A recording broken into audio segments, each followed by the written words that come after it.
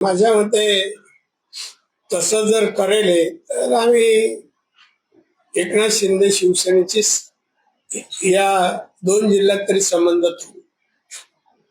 ठेवू आणि राजन कुठलाही नेता कुठलाही पदाधिकारी नाही आहे आणि मी मानत नाही.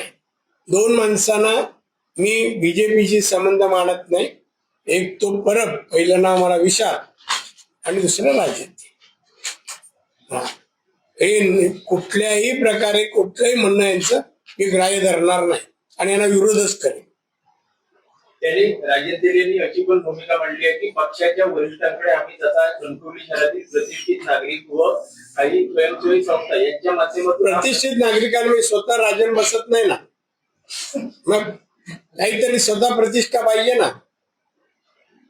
सगळ्यांनी टाकून दिलेलं काय एकनाथ शिंदे का जमा करतोय माहित नाही. मी भेटला काही सांगेन.